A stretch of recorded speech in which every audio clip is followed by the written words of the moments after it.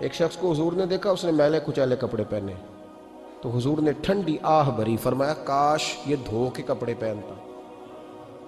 ایک شخص کو دیکھا بال بکھرے ہیں، کنگھی نہیں کی، تو حضور فرمانے لگے کاش یہ کنگھی کر لیتا۔ نفاست پسند آدمی پہ نا بوجھ بنتا ہے۔ جو آدمی، آپ کو پتہ ہے کہ امام شافعی تو فرماتے ہیں جمعے والے دن غسل کرنا واجب ہے، ماتے غسل نہ کرے تو جمعہ ہی نہیں ہوگا۔ اگرچہ ہمارے امام صاحب کے نزدیک سنت ہے۔ یہ سنت کب بنا؟ ایک دن نہ بہت سارے لوگ اپنے اپنے کام سے اٹھے، مسجد میں آ گئے، مسجد نبوی میں۔ کوئی کسان تھا تو کھیت سے اٹھ کے آ گیا، کوئی مزدور تھا تو مزدوری سے اٹھ کے آ گیا۔ تو مسجد میں جب بہت سارے لوگ جمع ہوئے نا، تو بعض لوگوں کو دقت محسوس ہوئی، تو رسول کریم علیہ السلام نے فرمایا کتنا ہی اچھا ہو کہ تم جمعے والے دن نہا کے آیا کرو۔ بس وہ صحابہ کا مزاج ہمارے والا نہیں تھا کہ تفصیل بتائیں، حکمت بتائیں، ملے گا کیا، ثواب کتنا، نہ نہائیں تو گناہ، یہ کوئی نہیں۔ حضور نے کہا کہ نہا کے آؤ تو کتنا ہی اچھا ہے۔ پھر کسی صحابی نے کبھی بھی بغیر غسل کیے جمعہ ادا ہی نہیں کیا۔ کسی نے بغیر غسل کے کبھی جمعہ ادا ہی نہیں کیا نا۔ اسلام بڑا خوبصورت دین ہے۔ حضور نے فرمایا جو کچا پیاز کھائے وہ مسجد نہ آئے، پہلے مسواک کرے، دانت صاف کرے، پھر آئے۔ نبی پاک صلی اللہ علیہ وسلم نے فرمایا جو کچی مولی کھائے مسجد نہ آئے۔ مولی کھانا جائز ہے، پیاز کھانا جائز ہے، لیکن منہ سے بدبو آتی ہے۔ نبی پاک علیہ السلام کا ظاہری حسن کیا بات ہے۔ میلاد مبارکہ میں نبی پاک علیہ السلام کی جو چیز بڑی کھل کے واضح ہوتی ہے وہ رسول اللہ کا حسن و جمال ہے۔ آپ کی والدہ سیدہ طیبہ طاہرہ حضرت سیدہ آمنہ رضی اللہ تعالیٰ، اماں جی کہتی ہیں کہ میرے محبوب جب میرے بطن اقدس میں آئے تو جو تکالیف عورتوں کو ہوتی ہے مجھے ان میں سے کوئی تکلیف بھی نہیں ہوئی۔ اور اماں جی کہتی ہیں مجھے کبھی کوئی ثقل، کوئی بوجھ محسوس نہیں ہوا۔ اور فرماتی ہیں کہ جو ولادت کے وقت لوگوں کو، عورتوں کو تکلیف ہوتی ہے مجھے وہ بھی نہیں ہوئی۔ اور فرماتی ہیں کہ نبی کریم علیہ السلام پیدا ہوئے تو ہمیں حضور علیہ السلام کی ناف کو کاٹنا نہیں پڑا، ناف بریدہ پیدا ہوئے، ختنہ شدہ پیدا ہوئے۔ آپ کو پتہ ہے عورتیں غسل دیتی ہیں بچے کو پیدا ہونے کے بعد، لیکن میرے محبوب نے سجدہ ہی کر لیا پیدا ہوتے ہی، امتی امتی کہتے ہوئے پیدا ہوئے۔ حق نے فرمایا کہ بخشا الصلاۃ والسلام، اور پہلے سجدے پر روز ازل سے درود۔ میرے امام فاضل بریلوی کا جو انداز تکلم ہے نا، اس کی بھی حد ہی کوئی نہیں، کوئی حد ہی نہیں۔ کہاں تک ان کی محبت جاتی، کہنے لگے پہلے سجدے پہ روز ازل سے درود، یادگاری یہ امت پہ لاکھوں سلام، یادگاری یہ امت پہ لاکھوں سلام۔ بتائیے بغیر وضو کے، بغیر غسل کے سجدہ ہو جاتا ہے؟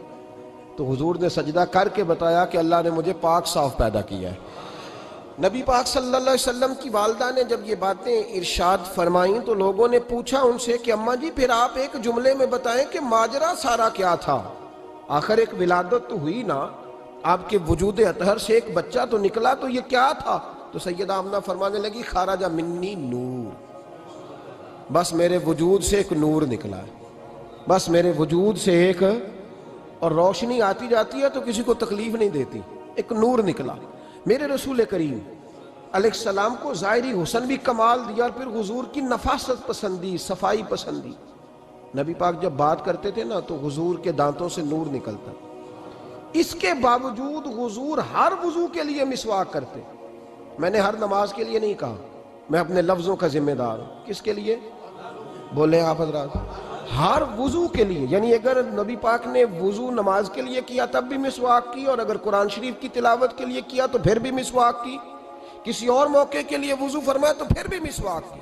اور سیدہ عائشہ فرماتی ہے جب بھی حضور گھر سے نکلنے لگتے پہلے مسواک فرماتے۔ حالانکہ رسول پاک کے دندان اقدس تو نور والے تھے، ضرورت ہی نہیں تھی۔ ہماری تعلیم کے لیے نفاست پسندی۔ ایک بات میں نے شروع کرنی ہے پر آپ نے ناراض نہیں ہونا، پہلے وعدہ کر لیں، جڑے نہیں بولے انہوں نے کی ارادہ ہو جانا ہے؟ چلو ہو جائے، کوئی گل نہیں، خیر ہے، ہو جائیں آپ ناراض۔ نبی پاک نے بڑی مونچھیں نہیں پسند کی، حضور کو اچھی نہیں لگتی تھی۔ ایک بات پوچھتا ہوں آپ سے، یہ درد دل ہے میرا اور صرف سمجھانے کے لیے عرض کر رہا ہوں، کوئی تنقید نہیں، اللہ تعالیٰ مجھے نیت کا وضو عطا کرے۔ ایک بات بتانا، اگر بہو کھانا پکا کے لائے اور سالن سے بال نکل آئے تو پھر اس کا کیا حال ہوتا ہے؟ کئی تو بوڑھے پلیٹ اٹھا کے دیوار میں مارتے ہیں، ایسا ہی ہوتا ہے نا، یہ کیا ہے؟ اور اگر کبھی روٹی سے نکل آئے تو بیوی صاحبہ کا کیا حال ہوتا ہے؟ یہ کوئی طریقہ ہے کھانا پکانے کا؟ اور اللہ تعالیٰ معاف کرے، اگر کبھی ہوٹل میں چلے جائیں امیر لوگ 15,000 کا ڈنر کرنے، تو وہاں کسی سالن کی پلیٹ سے بال نکل آئے تو پھر تو پیسے کیا دینے ہیں، پھر تو ان کو اور جرمانہ ہو جاتا ہے۔ یہ تو سارے بال نکل آئے تو مشکل، اور ویسے بھی جو نفاست ہے نا طبیعت کی، اس پر بوجھ بنتا ہے، بال کھانے میں ہو آٹے میں ہو تو بوجھ بنتا ہے۔ تو بڑی مونچھوں والا دوست بھائی بزرگ جب پانی پیے گا تو بال پانی میں جائیں گے کہ نہیں جائیں گے؟ حکیم اور ڈاکٹر کہتے ہیں کہ کینسر کے مرض کا خطرہ ہے۔ اب باقی بھی راضی نہ ہوں، حضور نے بڑی مونچھیں بھی پسند نہیں کی اور چھوٹی داڑھی بھی پسند نہیں کی۔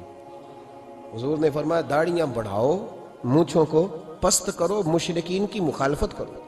اور ایک مقام پہ رسول پاک علیہ السلام نے یہاں تک فرمایا کہ جو مونچھیں پست نہیں کرتا وہ ہم میں سے ہے ہی نہیں۔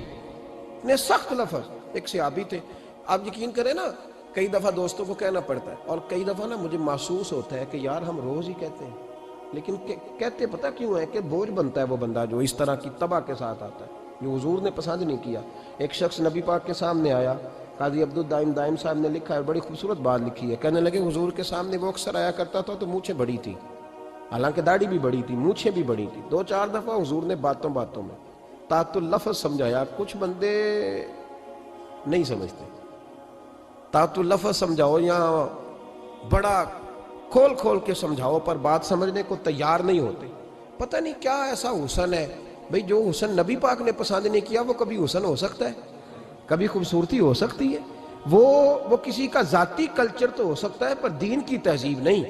نبی کریم علیہ السلام نے کئی دفعہ سمجھایا تو ان کی سمجھ میں بات نہ آئی۔ ایک دن وہ بیٹھے ہوئے تو حضور نے ایک صحابی سے فرمایا کینچی لاؤ۔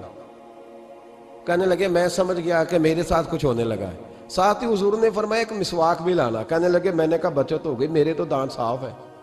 تو یہ شاید اس کی بات ہونے لگی ہے جس کے دانت بھی ٹھیک نہیں۔ دونوں چیزیں جب آ گئی نا تو حضور اٹھے اور نبی پاک نے مسواک ان کے ہونٹوں پہ رکھی، اسی سے آبی کی ہونٹوں کے اوپر مسواک رکھ کے تو اوپر سے حضور نے مونچھیں کاٹ لی۔ فرمایا یہ نہ ایسا کرو، یہ چیز مجھے پسند نہیں ہے۔ حضور نے نفاست پسندی کو۔ اب تو اللہ تعالیٰ خیر کرے، ملانگ آ گئے مارکیٹ میں، ملانگ درویشی فقیری، اور ان کے پاس رش بھی زیادہ ہے، ان کے درباروں پہ بھی رش زیادہ ہے۔ جی کہتے ہیں حضرت صاحب درویش آدمی ہے۔ بھئی روٹی تو پورے ٹائم پہ کھاتا ہے، مونچھیں کٹوانے میں ہی درویش ہو گیا ہے، نہ بال کٹواتا ہے نہ مونچھیں کٹواتا ہے۔ یہ گرو نانک کی تعلیمات ہیں، یہ نبی پاک کی تعلیم نہیں۔ وجود کا کوئی بال نہ کٹوانا یہ سکھوں کا طریقہ ہے، مسلمانوں کا یہ انداز، یہ کدھر کی فقیری ہے؟ دین کوئی غلاظتوں والا معاذ اللہ، کہ بابا کپڑے نہیں بدلتا، بابا غسل نہیں کرتا، بابا بال نہیں کٹواتا۔ بابا ہے پاگل ہے؟ قطعی طور پر کوئی فقیری نہیں، فقیری صرف وہ ہے جو میرے نبی نے کیا ہے۔